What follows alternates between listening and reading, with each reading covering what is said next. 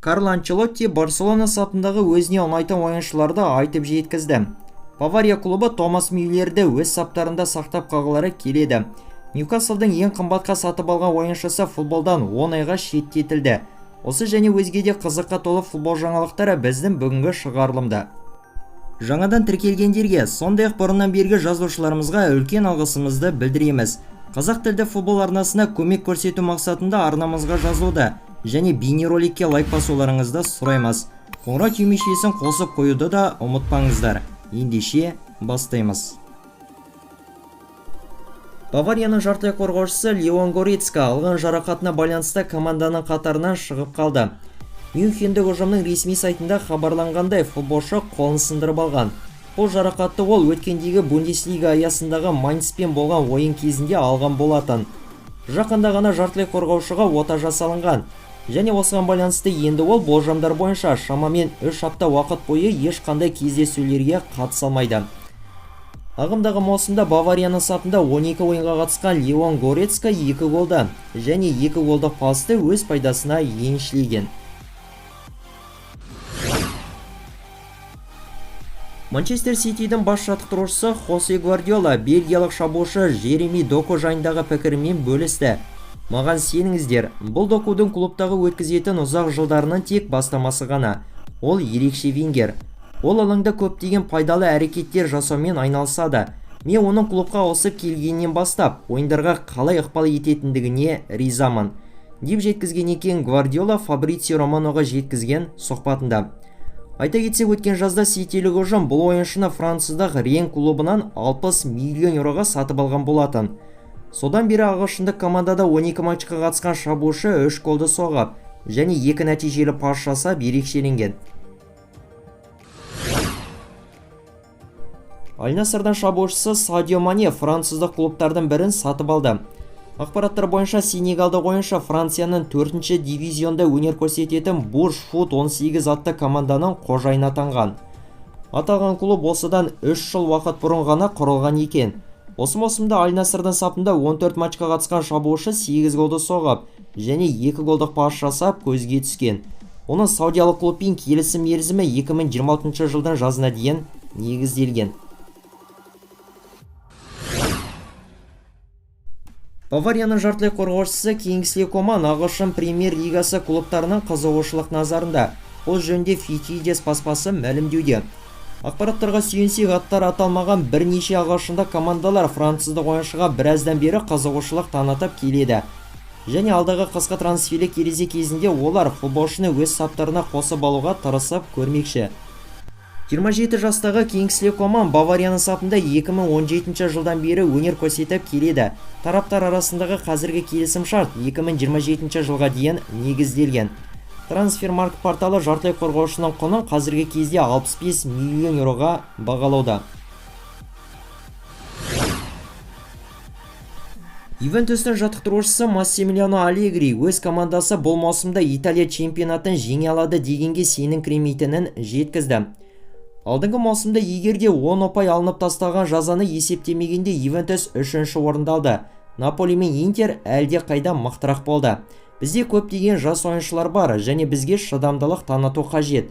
Ювентустың бұл маусымға деген мақсаты ол келесі маусымда Чемпиондар лигасында ойнау үшін чемпионатта үздік 4 команданың қатарына ену.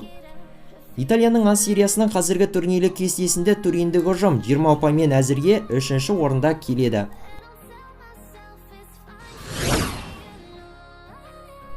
Реалдың бас бапкері Карло Анчелотти Барселона сапындағы өзіне ұнайтын ойыншылардың есімдерін атады. Олардың барлығы да маған ұнайды. Әсіресе соңғы кездері Ямаль ерекшеленді. Ол өте жақсы ойнап жүр және шабуылшы ретінде қауіпті ойыншы. Сондай-ақ Фермин де керемет ойындар өткізді. Олар жас, әрі болашақтары зор. Бізде де керемет перспективті ойыншылар бар. Мысалы Беллингем, Винисиус, Арда Гюлер, Камавинга және Чуамени. Сондай-ақ бізде Реалдың жастар командасында да біраз ойыншыларымыз бар, деп жеткізген екен итальяндық маман. Айта кетейік, бүгін кешке Астана уақытымен сағат 20:15-те Барселона мен Реал арасындағы Эль Классиколық ойын өтетін болады.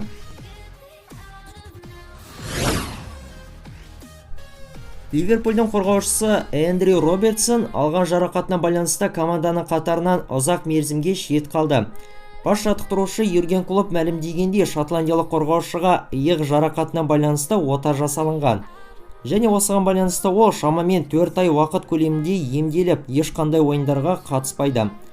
Айта кетейік, бұл жарақатты Робертсон өткенде Euro 2024 турниріне іріктеу ойындары аясындағы Шотландия мен Испания құрамалары арасындағы болған ойын сәтінде алған болатын. Эндрю Робертсонны Мерсисайдтық ұжыммен келісімшарт мерзімі 2026 жылдың жазына дейін жарамды. Ағылшындық Ньюкаслдың жартылай қорғаушысы Сандро Тонали ресми түрде футболдан ұзақ мерзімге шеттетілді. Италияның футбол федерациясы мәлімдегендей, футболшы жасырын түрде футболға бәс тігумен айналысқаны үшін футболдан 10 айға шет қалған. Сонымен қоса 23 жастағы ойыншы 8 ай уақыт бойы құмар ойындарға тәуелділіктен арылу бойынша емделу курсынан өтетін болады. Осындай үлгіде Тонали алдағы жаз айында өтетін Euro 2024 турниріне нақты қатыса алмайды. Айта кетсек, өткен жазда ғана Ньюкасл клубы ойыншыны Миланнан 70 миллион еуроға сатып алған болатын. Ағымдағы маусымда ағылшындық командада 12 матчқа қатысқан жартылай қорғаушы 1 голды еншілеген.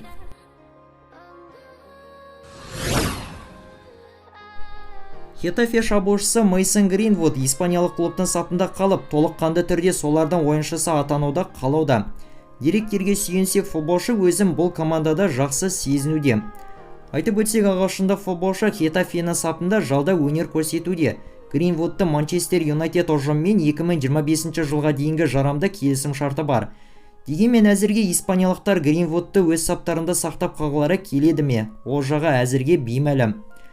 Осы маусымда Хетафе сапында 6 матчқа қатысқан шабуылшы 1 гол және 1 нәтижелі пасты еншілеген.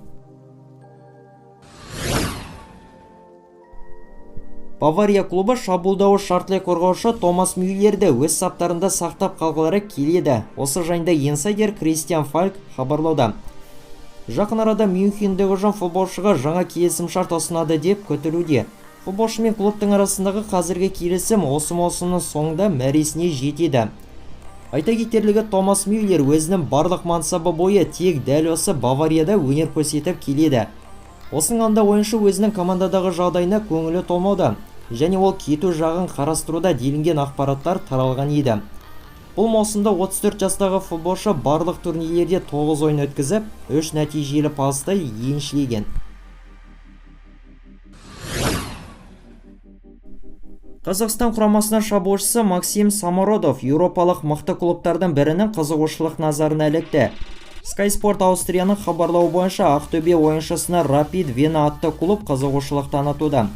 Мәліметтерге сәйкес, аталған клуб ойыншыға біраз уақыттан бері назар аударып келеді, және өткен жазда Қазақстанда клубтың басшыларымен байланысып көргендей екен.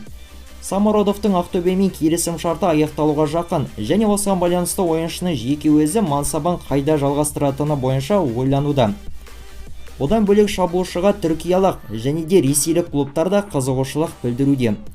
Айтып өтсек, Rapid Вена атты клуб Аустрия елінің ең жүлделі командасы болып табылады. Олар өз елдерінің біріншілігінде 32 рет чемпион атанған. Жалпы соңғы кездердегі Қазақстан құрамасының керемет көрсеткіштерінің арқасында еуропалықтардың біздің елдің ойыншыларына деген қызығушылықтары артуда. Максим Самородовтан бөлек Тобылдың жартылай қорғаушысы Ислам Чесноковқа да бірнеше шетелдік командалар қызығушылық білдіруде. Бұл жайында футболшының агенті мәлімдеді.